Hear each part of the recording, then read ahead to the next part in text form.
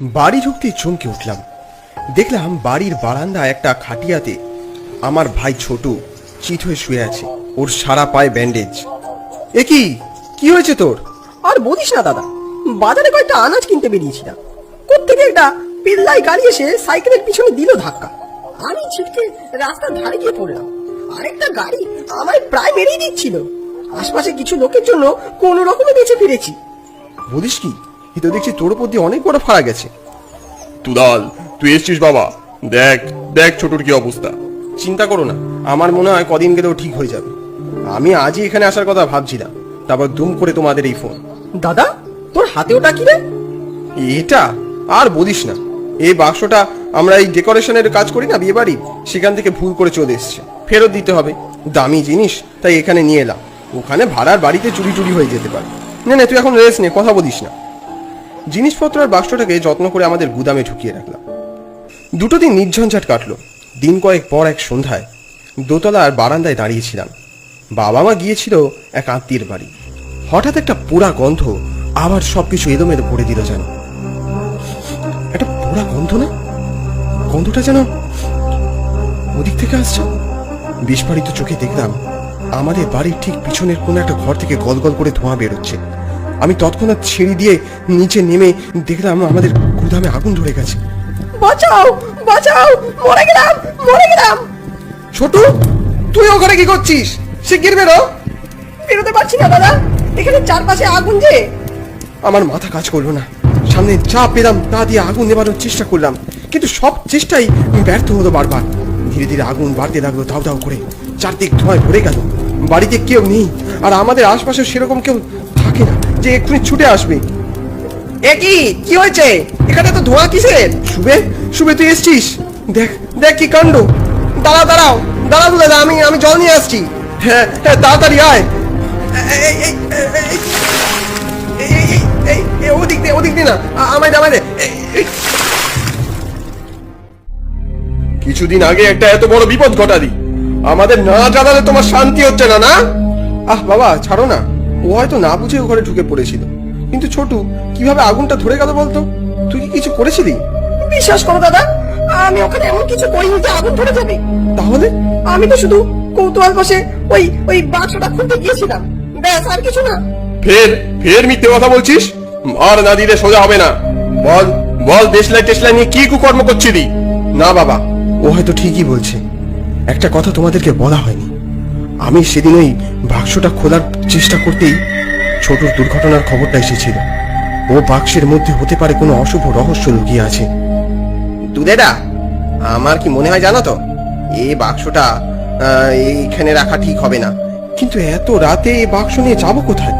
আচ্ছা, এখানে আসতে একটা মেন রোডের পাশে পুকুর আছে না, সেখানেই বাক্সটা ফেলে এলে কেমন হয়? পরে না হয় উমেশ তাকে কিছু একটা বলে দেবো। আরো বড় কিছু দুর্ঘটনা ঘটার আগেই এটা ফেলে আসাই ভালো। শুভে, তুই এটা নিয়ে বাইরে দাঁড়া, আমি সাইকেলটা বের করছি। রাতে নিশ্ছিদ্র অন্ধকারে সাইকেলে একটা লণ্ঠন ঝুলিয়ে নিয়ে আমরা বেরিয়ে পড়লাম। পুকুরটা এখান থেকে নয় করে হলেও 10 থেকে 12 মিনিটের রাস্তা। দুলেরা, সাবধানে সাইকেল চালা, যা অন্ধকার দেখছি, এখানে রাস্তাও গুলিয়ে যাবে। ঠিকই বলেছিস শুভে, এ গ্রামের এদিকটায় এখনো সেইভাবে ল্যাম্পপোস্টও ঢোকেনি। যদিও এখানে সব মিলিয়ে গোটা 10 পরিবার, বাড়িগুলো অনেক দূরে। আবার আজ সাইকেলও চালাচ্ছি বহুদিন পর। দুধারে বাঁশের বাগান আর পিছনে কচুবনের নির্জন রাস্তা দিয়ে এগিয়ে চলেছি। সময় গড়ালে পুকুরের কাছাকাছি আসতেই হঠাৎ সাইকেল থেকে সামনে সম্ভবত একটা বড় পাথরে লেগে সাইকেল শুদ্ধ দুজনেই ছিটকে পড়লাম।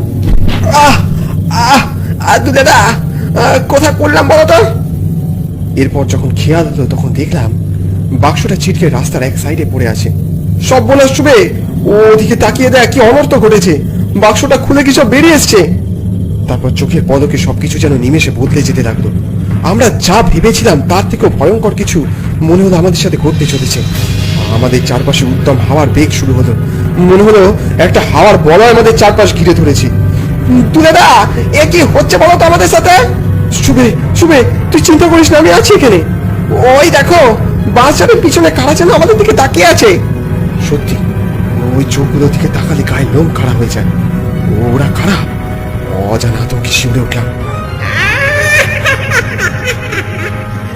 কতদিন পর মুক্তি পেলাম, এই হতচ্ছাড়া বাক্স থেকে মুক্তি পেয়েছি। ওদের চেহারা স্পষ্ট হতেই শুভে অজ্ঞান হয়ে গেল।